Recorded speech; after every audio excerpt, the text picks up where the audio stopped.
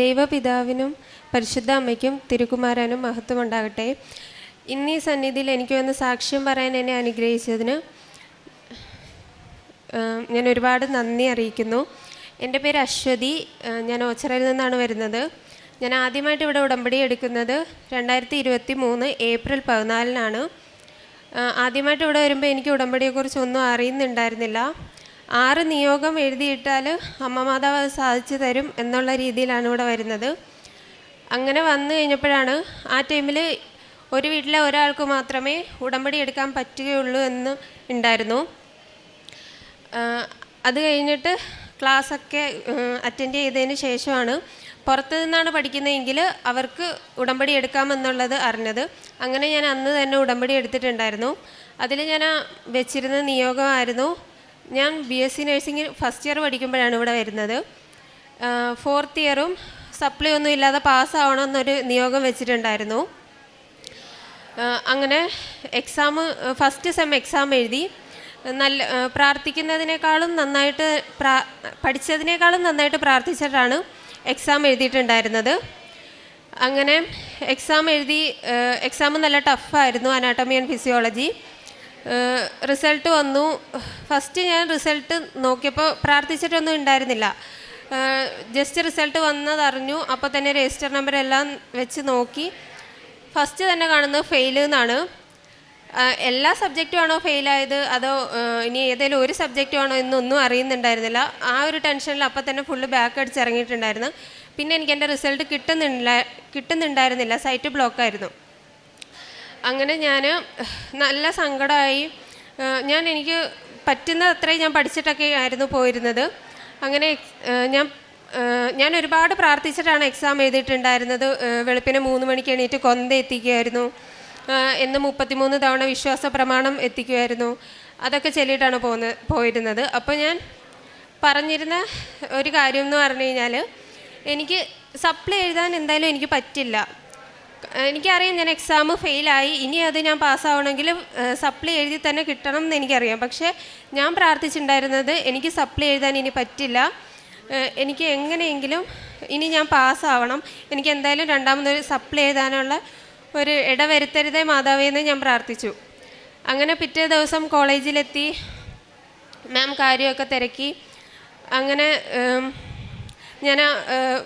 ഞാൻ ഭയങ്കര കരച്ചിലായിരുന്നു മാമിൻ്റെ അടുത്ത് ഇങ്ങനെ പറഞ്ഞുകൊണ്ടിരിക്കുന്ന കൂട്ടത്തിൽ.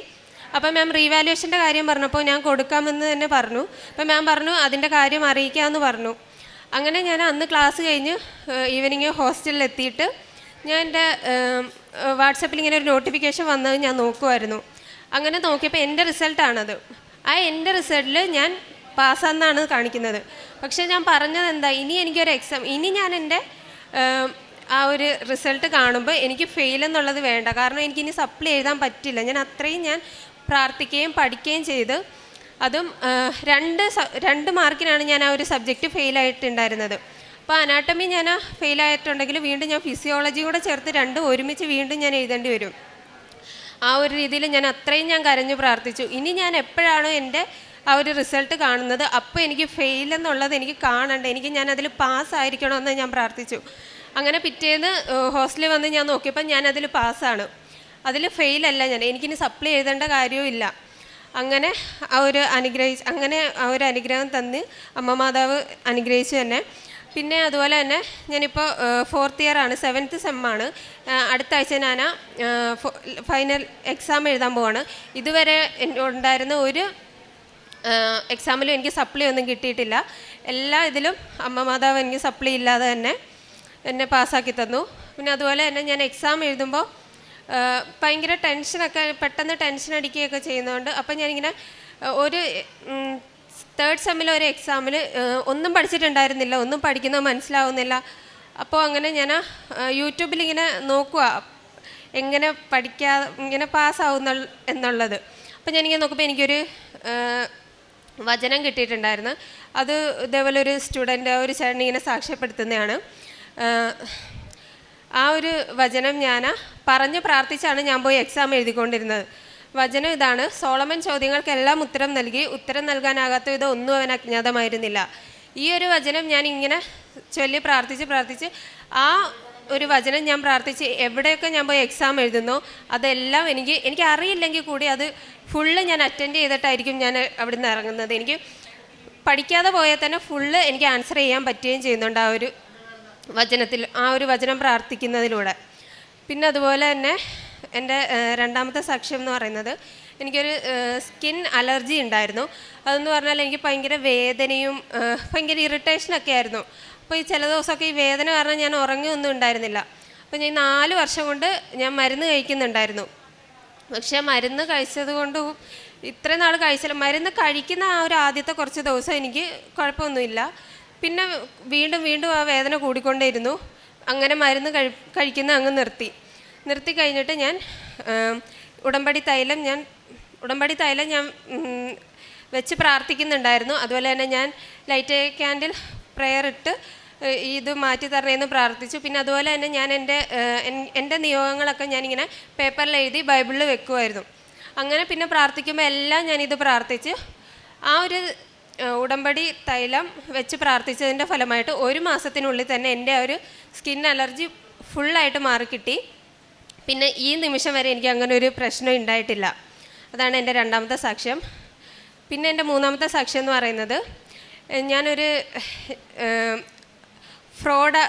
ഫ്രോഡ് ആപ്പിൽ കയറി രജിസ്റ്റർ ചെയ്തിട്ടുണ്ടായിരുന്നു. അപ്പോൾ എനിക്ക് കാര്യം അറിയില്ലായിരുന്നു. ഈ ഒരാഴ്ചയ്ക്ക് മുമ്പ് ഇവിടെ ലിജിൻ എന്ന് പറയുന്നത് ഒരു ചേട്ടൻ വന്ന് സാക്ഷ്യം പറഞ്ഞിട്ടുണ്ടായിരുന്നു, സെയിം കാര്യം. ആ ടൈമിലൊക്കെ ഞാൻ ഈ പ്രശ്നത്തിൽ പെട്ടിരിക്കുകയായിരുന്നു. അതായത് ഇവരുടെ കയ്യിൽ എൻ്റെ ആധാറൊക്കെ ഉണ്ടായിരുന്നു, എൻ്റെ ഫോൺ നമ്പരും ഉണ്ട്. ഇവരെൻ്റെ എല്ലാ കോണ്ടാക്റ്റും ആക്സസ് ചെയ്തിട്ട് എനിക്ക് വാട്സപ്പിൽ അയച്ചു തരും. എന്നിട്ട് ഞാൻ 23,000 ഇത്ര രൂപ ഞാൻ അടച്ചില്ലെങ്കിൽ എൻ്റെ എല്ലാ കോണ്ടാക്റ്റിലും ഇതെല്ലാം അയച്ചു കൊടുത്ത് ഇങ്ങനെ പ്രശ്നമാക്കും എന്നൊക്കെ ഉള്ള രീതിയിൽ അവർ പറഞ്ഞ് എന്നെ എപ്പോഴും വിളിച്ചുകൊണ്ടിരിക്കുമായിരുന്നു. അങ്ങനെയാണ് ഞാൻ ഈ ചേട്ടൻ്റെ സാക്ഷ്യം കാണാനിടയായത്. അങ്ങനെ അത് ഞാൻ കണ്ടതിന് ശേഷം സെയിം ഈ കാര്യം തന്നെ. അപ്പോൾ ഞാൻ എന്ത് ചെയ്തു, ഞാൻ പ്രാർത്ഥിച്ച് എനിക്ക് എന്തായാലും അടയ്ക്കേണ്ട കാര്യമില്ല അവരുടെ അതിൻ്റെ അകത്തുനിന്ന്. അപ്പോൾ ഞാൻ അടയ്ക്കുകയില്ല എന്ന് ഞാൻ അവരോട് പറയുകയും ചെയ്തു.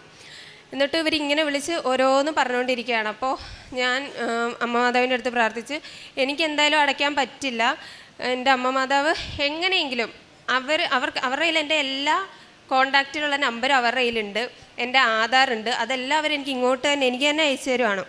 അപ്പോൾ ഇതെല്ലാം അവരുടെ അടുത്ത് നിന്ന് എങ്ങനെയെങ്കിലും ഒന്ന് പോകണം, എനിക്ക് എന്തായാലും ഇതടയ്ക്കാൻ പറ്റില്ല മാതാവേ, എങ്ങനെയെങ്കിലും അതൊന്ന് അവരിനി എന്നെ വിളിക്കരുത്, ഇനി അവരെന്നെ വിളിക്കുകയോ അല്ലെങ്കിൽ ഇതും പറഞ്ഞൊരു മെസ്സേജോ എൻ്റെ വാട്സപ്പിൽ വരരുത്. ഒരു ദിവസം തന്നെ 4-5 നമ്പറിൽ നിന്നാണ് എനിക്ക് മെസ്സേജും വന്നുകൊണ്ടിരുന്നത്. അപ്പോൾ ആ ഒരു ടൈമിലെന്ന് പറയുന്നത് ശരിക്കും ഞാൻ ആരോടും ഞാൻ പറഞ്ഞിട്ടുണ്ടായിരുന്നില്ല. ഞാൻ പേടിച്ച് ഇത്രയും നാളത്തെ ഞാൻ ഇങ്ങനെ പേടിച്ച് ഇരുന്ന ഒരു സിറ്റുവേഷൻ എനിക്ക് വേറെ ഉണ്ടായിട്ടില്ല. അങ്ങനെ ആ ഒരു ടൈമിൽ ഞാൻ ലൈറ്റ് ക്യാൻഡിൽ ഇട്ട് ഞാൻ പ്രാർത്ഥിച്ചിട്ടുണ്ടായിരുന്നു. അങ്ങനെ ഇട്ട് പ്രാർത്ഥിച്ച് അതിൻ്റെ ഫലമായിട്ട് പിന്നെ ഇത്രയും ദിവസമായി എനിക്ക് ഒരു കോളോ ഒരു മെസ്സേജോ അവരിൽ നിന്ന് എനിക്ക് വന്നിട്ടില്ല. ഇതുവരെ അവരാരും എന്നെ വിളിച്ചിട്ടൊന്നുമില്ല. അപ്പോൾ ഇതൊക്കെയാണ് എനിക്കിവിടെ സാക്ഷ്യപ്പെടുത്താനുള്ളത്. കാരുണ്യ പ്രവർത്തികൾ എന്ന് പറയുന്നത്, ഞാൻ ഹോസ്റ്റലാണ് നിൽക്കുന്നത്. അപ്പോൾ ഞാൻ ഈ പുറത്തൊക്കെ പോകുമ്പോൾ പാവപ്പെട്ടവർക്ക് ഫുഡൊന്നും ഇല്ലാതിരിക്കുന്നവർക്ക് ഞാൻ ഫുഡ് വാങ്ങിക്കൊടുക്കാറുണ്ട്. പിന്നെ എൻ്റെ അടുത്ത് വന്ന് കൈ നീട്ടുന്നവർക്ക് എൻ്റെ കയ്യിൽ ക്യാഷ് ഉണ്ടെങ്കിൽ ഞാൻ കൊടുക്കാതെ വിടാറില്ല, എൻ്റെ കയ്യിലുണ്ടെങ്കിൽ ഞാൻ കൊടുക്കാറുണ്ട്. ഇത്രയൊക്കെ എനിക്ക് ചെയ്യാൻ പറ്റിയിട്ടുള്ളൂ. കാരണം ഞാൻ ഹോസ്റ്റലിൽ നിൽക്കുന്നതുകൊണ്ട് പോക്കറ്റ് മണി കൊണ്ടാണ് ഞാൻ ഇതൊക്കെ ചെയ്യുന്നത്. പിന്നെ അതുപോലെ തന്നെ പ്രേക്ഷിത പ്രവർത്തനങ്ങൾ എന്ന് പറയുന്നത്, ഈ ഉടമ്പടി എടുത്തതിന് ശേഷം അതിനുശേഷമാണ് ഞാൻ എന്നും 1/2 മണിക്കൂറോളം ബൈബിള് വായിക്കുന്നതും. പിന്നെ എന്നും ഞാൻ രാവിലത്തെ പ്രത്യക്ഷീകരണ പ്രാർത്ഥനയും സന്ധ്യാപ്രാർത്ഥനയും ചൊല്ലി പ്രാർത്ഥിക്കാറുണ്ട്. അതുപോലെ തന്നെ കൊന്ത എത്തിക്കാറുണ്ട്. അപ്പോൾ ഇതൊക്കെയാണ് എനിക്ക് സാക്ഷ്യപ്പെടുത്താനുള്ളത്. എനിക്ക് തന്ന എല്ലാ അനുഗ്രഹങ്ങൾക്കും അമ്മ മാതാവിനും തിരുക്കുമാരനും ഒരുപാട് നന്ദി അറിയിക്കുന്നു. വിലാപങ്ങളുടെ പുസ്തകം 3-ാം അധ്യായം 57 മുതലുള്ള വാക്യങ്ങൾ.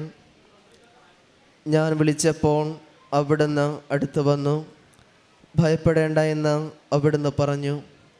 കർത്താവേ, അവിടുന്ന് എനിക്ക് വേണ്ടി ന്യായവാദം നടത്തി, അവിടുന്ന് എൻ്റെ ജീവനെ രക്ഷിച്ചു. പരിശുദ്ധ അമ്മയുടെ പ്രത്യക്ഷീകരണ സാക്ഷിയായിട്ട് അശ്വതി മോഹൻ ഓച്ചിറ തൻ്റെ അനുഭവ സാക്ഷി നമുക്ക് മുമ്പിൽ പങ്കുവെക്കുകയായിരുന്നു. ഈ മകളുടെ ജീവിതത്തിൽ നിന്ന് പരിശുദ്ധ അമ്മ ഇടപെടൽ എത്രമാത്രം ഉണ്ടായിരുന്ന വാക്കുകൾ തന്നെ പ്രകടമായിരുന്നു. സ്വന്തമായിട്ട് ഉടമ്പടി എടുത്ത് പ്രാർത്ഥിക്കുവാനും ആ ഉടമ്പടി പ്രാർത്ഥനയിൽ നിയോഗമെന്ന് പറയുക പരീക്ഷയിൽ സപ്ലി ഇല്ലാതെ കണ്ട് പാസ്സാവുക എന്നതായിരുന്നു. എന്നാൽ സപ്ലി വന്നു, എന്നാലും അത് രണ്ടാമത് എഴുതാൻ പറ്റാത്ത രീതിയിൽ പാസ്സാകുവാനായിട്ട് പരിശുദ്ധ അമ്മ ഇടപെടലിലൂടെ ഈ മകൾക്ക് സാധിക്കുകയുണ്ടായി. അതോടൊപ്പം തന്നെ കൃത്യമായൊരു പ്രാർത്ഥനാ ജീവിതത്തെ കൊണ്ടു നടക്കുവാനും, അതുപോലെ ഈ മകൾക്കുണ്ടായിരുന്ന അലർജി എന്ന അസുഖത്തെ പരിശുദ്ധ അമ്മ അത് ഉടമ്പടി നിറച്ച വസ്തുക്കളോടൊപ്പം തന്നെ അത് പൂർണ്ണമായിട്ട് എടുത്തു മാറ്റുകയും ചെയ്തു. അതോടൊപ്പം തന്നെ ഒരു ലോൺ ഫ്രോഡ് ആപ്പിൽ പെട്ടിട്ട് അതിൽ നിന്ന് തന്നെ ഈ മകൾക്ക് രക്ഷപ്പെടുവാനും പരിശുദ്ധ അമ്മയോട് ചേർന്നുകൊണ്ട് തന്നെ തൻ്റെ ജീവിതത്തെ കൂടുതൽ സുരക്ഷിതമായിട്ട് കൊണ്ടുപോകുവാനൊക്കെ സാധിക്കുകയുണ്ടായത് ഉടമ്പടിയോട് ചേർന്നുള്ള തൻ്റെ ക്രമപ്പെടുത്തിയ ജീവിത രീതികൾ തന്നെയാണ്. നമുക്കെല്ലാവർക്കും പരിശുദ്ധ അമ്മയോട് നന്ദി പറയാം. ഇനിയും ഈ മകളുടെ ജീവിതത്തിലൂടെ നിരവധിയായ സാക്ഷ്യം, പ്രത്യക്ഷീകരണ സാക്ഷ്യം ഉണ്ടാകട്ടെ എന്നും പരിശുദ്ധ അമ്മയുടെ അനുഗ്രഹങ്ങൾ എന്നും മകളുടെ ജീവിതത്തിൽ ഉണ്ടാകട്ടെ നമുക്ക് പ്രാർത്ഥിക്കുകയും ചെയ്യാം.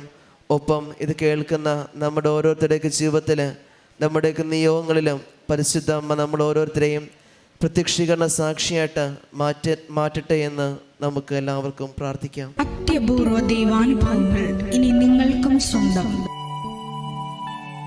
ഈ യൂട്യൂബ് ചാനൽ ഇതുവരെ സബ്സ്ക്രൈബ് ചെയ്തിട്ടില്ലെങ്കിൽ ഇപ്പോൾ തന്നെ സബ്സ്ക്രൈബ് ചെയ്യുക. ഈ വീഡിയോ ഇപ്പോൾ തന്നെ നിങ്ങളുടെ സുഹൃത്തുക്കൾക്ക് ഷെയർ ചെയ്തുകൊണ്ട് കർത്താവിൻ്റെ പ്രേക്ഷിതരാകുക.